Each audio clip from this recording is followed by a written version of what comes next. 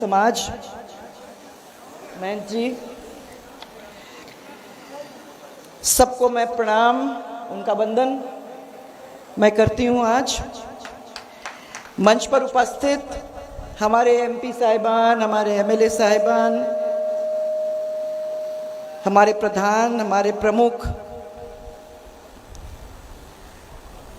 और आज के कार्यक्रम को जो मेरे कहने के बाद भी न मानते हुए बनाया है, उन बिहारी जी को मैं आप लोग सबकी ओर से तो क्या, मुझे बड़ी खुशी हुई है कि आज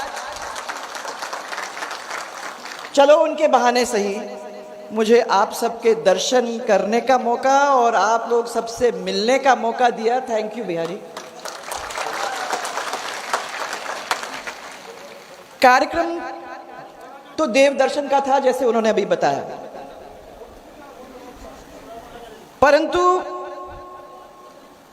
बहुत अच्छी तरह से मैं जानती हूं कि जब भी मैं बीकानेर आती हूं तो महाराज जी, सबसे पहले तो मैं आपके इस मुकाम के अंदर बिश्नोई समाज के संस्थापक, हमारे गुरु श्री जंबेश्वर जी भगवान जामो जी का नमन करने के लिए मैं हमेशा सबसे पहले मुकाम आती हूँ, करणी माता के दर्शन करती हूँ, उसके बाद बीकानेर के अंदर घुसने का काम करती हूँ।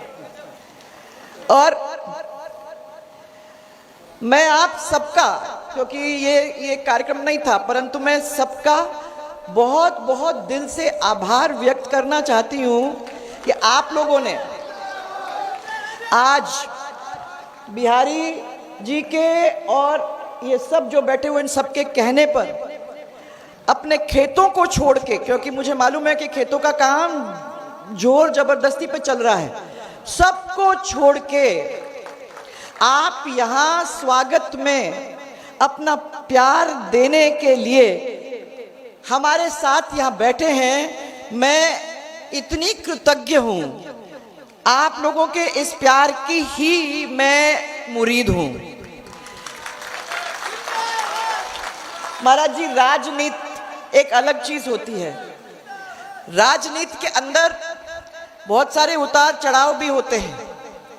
राजनीति के अंदर बहुत सारे लोग बहुत सारे सोच के साथ आते भी हैं, परंतु मुझे मालूम है, क्योंकि मैंने बहुत करीब से आप लोग सबको देखा है कि हमारी सबकी पूंजी, चाहे हम लोग जो मंच पे बैठे हुए हैं, भारतीय जनता पार्टी की जो पूंजी है वो ये प्यार है। आप जब तक ये प्यार देते रहोगे, हम लोग आपके ऊपर मरते रहेंगे। यही सबसे बड़ी चीज है, हमें किसी और चीज की जरूरत नहीं है। ये प्यार देते रहोगे, हम दौड़ते रहेंगे। तो इसलिए प्यार मत, अपना हाथ मत हटाना, चाहे कुछ भी हो जाए। सरकारें तो आती हैं जाती है, परंतु ये प्यार जो है वो हमारे लिए सबसे बड़ी चीज है। और उसके लिए मैं आज आपको धन्यवाद देती हूं कि इस बिहारी ने भी और आप लोगों ने भी उसका साथ देते हुए जिस तरीके से प्यार दिया है और जिस तरीके से हमारे साधु महात्माओं ने आशीर्वाद दिया है, मैं इसको लेके वापस घर जाऊंगी और मैं आपको अपना ध्यान करूंगी और आपको धन्यवाद बारंबार देते रहूंगी। आज भगवान जम्बो जी के जांबा जी के दर्शन करने का मुझे एक बार फिर मौका मिला। स्वामी जी को मैं यही याद दिलाना चाहती हूँ, स्वामी जी, मैं इस मंदिर में तब से आ रही हूँ जब से मंदिर का स्वरूप आपने बनाया था और जब से काम धीरे धीरे चालू हुआ था। अलग अलग फेज में इसको देखा है महाराज।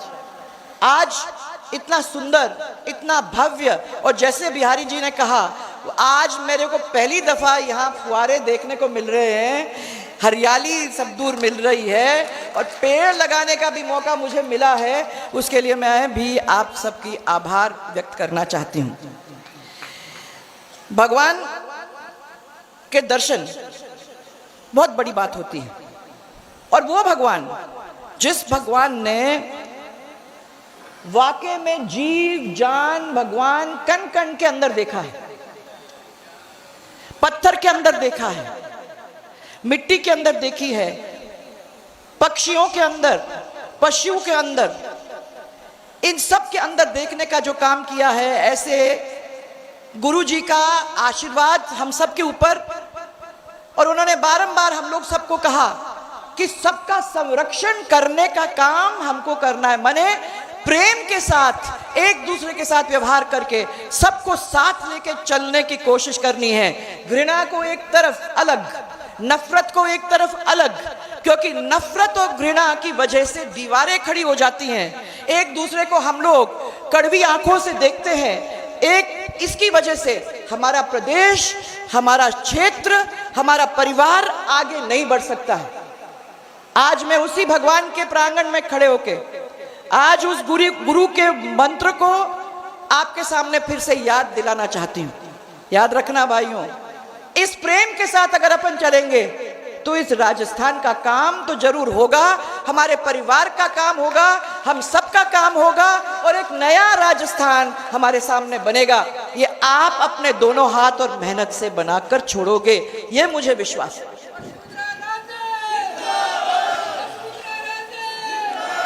ये सही कह रहे हैं, मेरा इरादा नहीं था कोई भाषण देने का।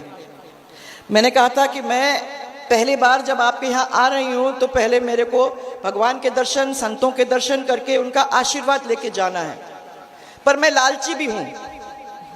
जब उन्होंने इतने सारे को खड़ा कर दिया, इतने देवी देवता यहाँ सामने बैठे मिल गए हैं, तो संत महात्मा महाराज भगवान और साथ में देवी देवताओं के दर्शन करने का भी मुझे मौका मिल गया। ये कहाँ मिलता है, इसलिए जब उसने कहा कि मंच पर खड़े हो जाओ तो आपकी बात मानकर आपके सामने आपकी सेवा में खड़ी हूं।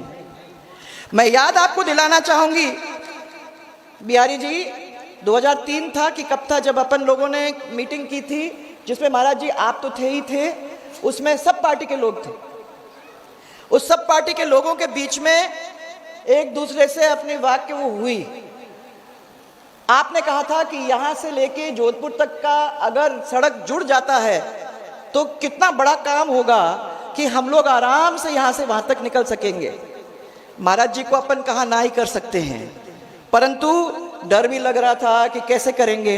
पहली बार मुख्यमंत्री बनी थी जब आपने ये काम करवाया, और मैंने एकदम ऐसे सोचा कि भाई कहाँ से पैसे लाऊंगी, इतना लंबा रास्ता है, कैसे काम चलेगा। पर मैं भूल गई कि मैं ईश्वर के प्रांगण में, गुरु जी के प्रांगण में बैठी हूँ, तो ये काम तो अगर सच्चे मन से अपन मांगेंगे तो हो ही जाएगा। सच्चे मन से मांगा, महाराज जी आपने सच्चे मन से आशीर्वाद दिया, बिहारी जी ने लगातार पीछा किया कि इसको भूल मत जाना। और मुझे खुशी है कि इतना लंबा रास्ता 2 हिस्से में, मैंने आपको कहा था मंच पे कि मैं एक हिस्से में नहीं महाराज जी 2 हिस्से में बनाऊंगी, तो भगवान की इच्छा से 2 हिस्से में बनी गया।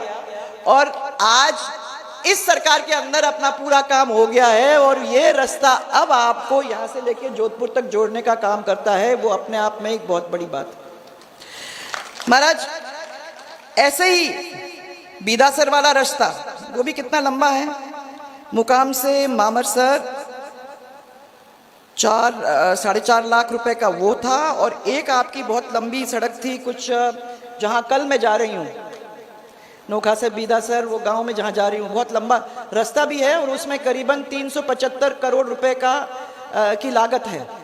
वो भी अब कंप्लीट हो गई है। मुझे बड़ी खुशी है कि वो भी देखने को मिली। परंतु यहाँ जो लोग बैठे हैं, मैं सबको यही कहना चाहूंगी कि पूरा तो काम, पूरे विकास का काम 4 साल में ऐसे ठप हो कैसे जाता है, मुझे समझ में नहीं आता। एक सरकार बदलती है, काम चल रहा है, दूसरी सरकार आ जाती है, काम रुक जाता है।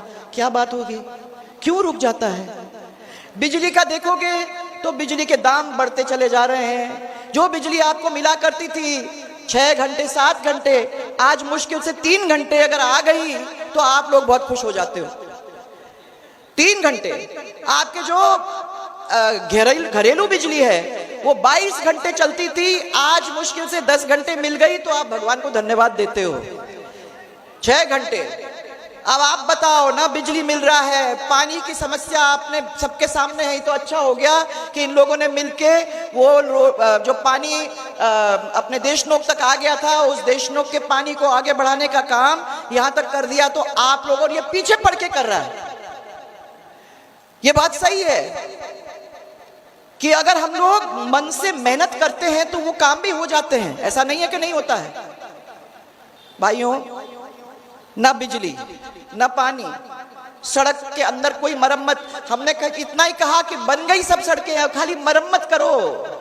अगर इनको मरम्मत करोगे तो इनकी कंडीशन ठीक रहेगी, परंतु मरम्मत तक करने को पैसा खर्च करना नहीं चाहते हैं। बस एक ही झगड़ा है, जाए नहीं ये राजस्थान के अंदर क्या होता है उससे हमें कोई मतलब नहीं, हमें तो अपनी कुर्सी से मतलब है।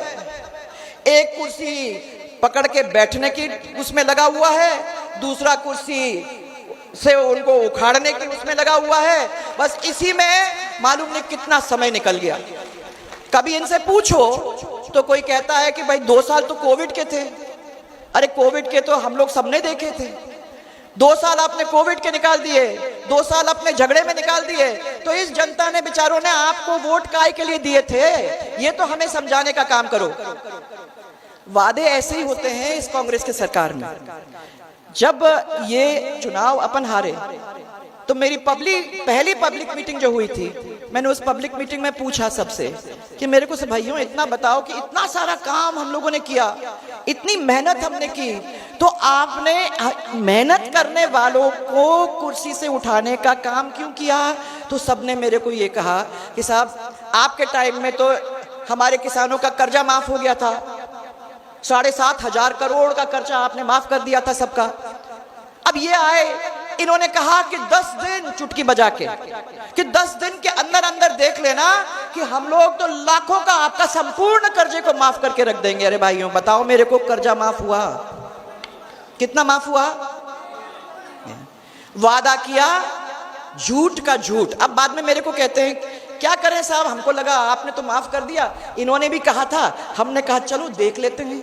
मैंने कहा देख लेते, मैं अपने भंटा ढार कर दिया है, सब पूरा काम रुक गया है। जैसे बिहारी कह रहा था, अगर ये सरकार 5 साल और रह जाती तो जो काम हम लोगों ने चालू कर दिए थे,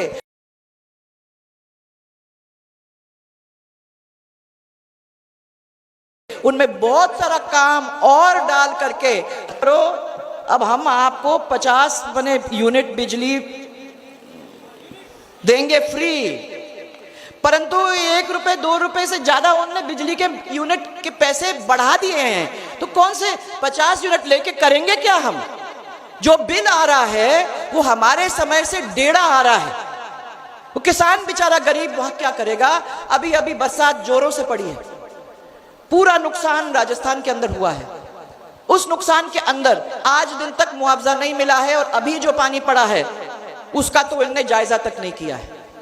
लंपी की बीमारी, बार बार इन लोगों को कहा कि आप लोग जाओ गांव के अंदर दौरा करो, इस वैक्सीन को देने का काम करो, अपने एमएलए को लगाओ तो सही, परंतु नहीं किया। और सैकड़ों क्या, हजारों क्या, लाखों की संख्या में पूरे राजस्थान के अंदर गाय। तो फिर कुछ करने वाले हैं नहीं भाइयों। और मेरे को भाषण देना नहीं था, तो अब मेरे को देना नहीं था, परंतु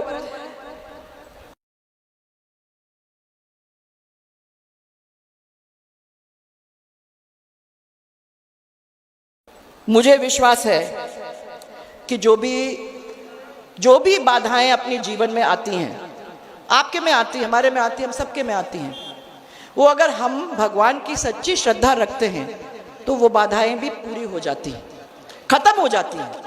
इसलिए आज अपन महाराज जी के सामने बैठे हैं, प्रांगण में बैठे हैं।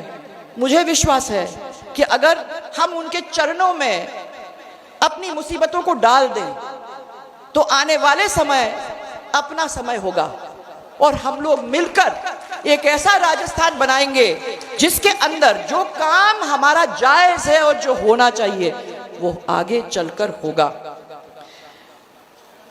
ये जो अपराध, जो अत्याचार, जो आतंक, जो अन्याय, हमारे पूरे प्रदेश के अंदर फैला हुआ है, उसको ईश्वर के आशीर्वाद से हम उन लोगों को, जो ये लोग चीज़ों को संभाल नहीं रहे हैं, उन लोगों को हटाने का काम करेंगे। और मुझे ये भी विश्वास है कि आने वाले समय के अंदर हम मोदी जी के हाथ को फिर से मजबूत करने का काम भी करेंगे और एक जोरदार तरीके से राजस्थान में एक बहुत बड़ा बदलाव लाकर दिखाएंगे। महाराज जी, ये कोई भी काम ईश्वर के आशीर्वाद के बिना तो हो ही नहीं सकता है। मैंने तो ये तय किया था कि 9 देवियों का दिवाली से पहले पहले, माने ये 9 दुर्गे और दिवाली से पहले पहले उनके सबके मंदिरों में जाके आशीर्वाद लेके ये बात कह के आऊँगी कि हमारे राजस्थान का काम आप इस बार करना और ज़रूर राजस्थान को आगे एक विकसित क्षेत्र में बनाने में हमारी सबकी मदद करना। अभी तक हमारे 5 देवियों का तो हो गया महाराज, उसमें अर्बुदा देवी, गुजरात की अंबाजी, सुंडा माता, त्रिपुरा सुंदरी, करणी माता, आज नागनाची की माता, और फिर वापस जाके शिला माता, शाकांबरी माता, जीर्ण माता, इन लोगों के जाके दर्शन करके 9 के 9 ये दिवाली के पहले पूरा करूंगी, ताकि वो आशीर्वाद भरपूर आपकी झोलियों में डालेगा। आपको बधाई हो 9 दुर्गों की, दशहरे की, आपको बधाई हो आने वाले हमारे दिवाली की। और मेरी लक्ष्मी जी महाराज से यही प्रार्थना है कि वो आपके परिवार, हमारे राजस्थान के सुख और समृद्धि हमारे घर को भर दे, हम सब में खुशहाली फैला दे और हम आगे चल के हमारे राजस्थान के लिए लड़ें, भिड़े, मेहनत करें और एक नया राजस्थान बनाने में पूरी तरह से सक्षम रहें। मुझे विश्वास है कि आपके एमएलए साहब जितनी मेहनत कर रहे हैं, आप लोग जिस तरीके से यहाँ प्रेम से आए हो, इस प्रेम को और उनकी मेहनत को देखते हुए मुझे विश्वास है कि आने वाले समय के अंदर भी हम इस क्षेत्र में तो अपना मने परचम तो फहराए रखेंगे ही रखेंगे, परंतु ऐसा ही पूरे प्रदेश के अंदर भी फैलाने का काम करेंगे। महाराज जी, आपका आशीर्वाद बना रहे, हम सब संतों महात्मा का आशीर्वाद सबको बना रहे और आप सब देवी देवताओं का हम सब के ऊपर आशीर्वाद बना रहे, आपका प्यार ऐसा ही बना रहे, इसको मत छोड़ना कुछ भी हो। बस इतना कह के आप सबको मैं बहुत बहुत धन्यवाद देना चाहती हूँ। बहुत बहुत धन्यवाद। बहुत बहुत धन्यवाद माननीय वसुंधरा जी। अब आपने जिन